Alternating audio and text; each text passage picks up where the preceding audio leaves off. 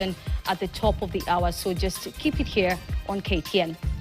Well, we begin tonight's bulletin where President William Ruto's security advisor, Dr. Monica Juma, together with DIG Eliud Lagat and DIG Gilbert Masengeli and other senior security personnel witnessed the return to Kenya of a contingent of more than 230 police officers who had been deployed to Haiti on a peace mission.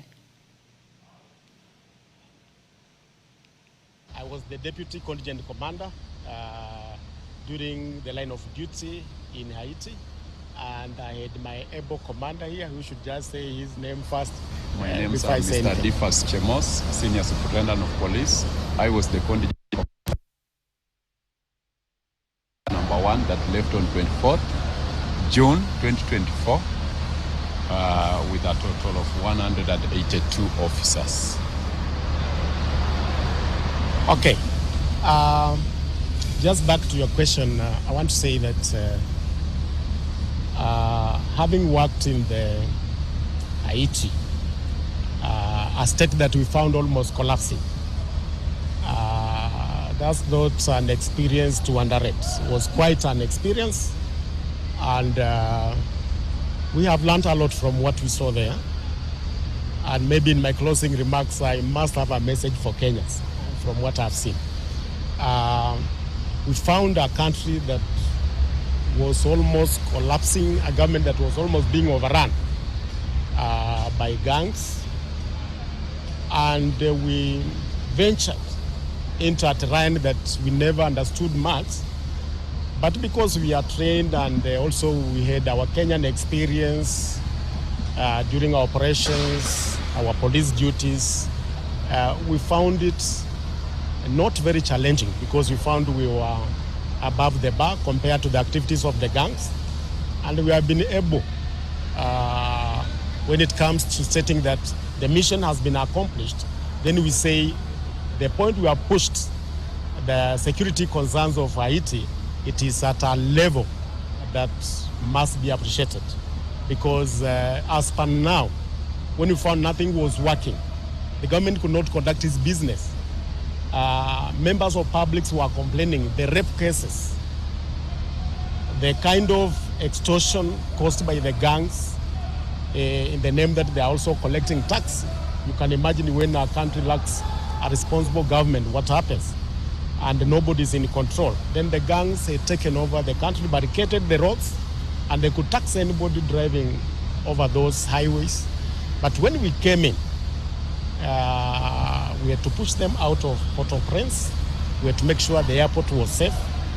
And then we went expanding up to even the areas of Antoinette on Sunday.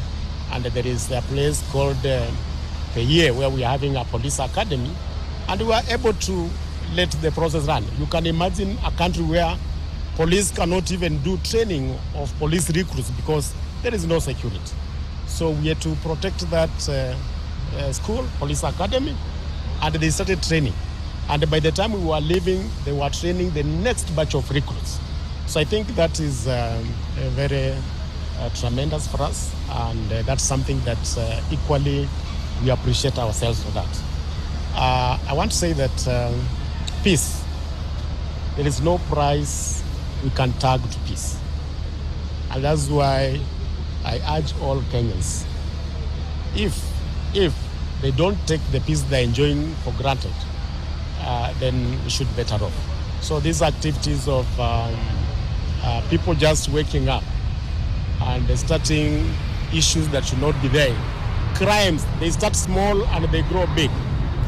Haiti crime started as small, whereby people start like, okay, we are taxing these people.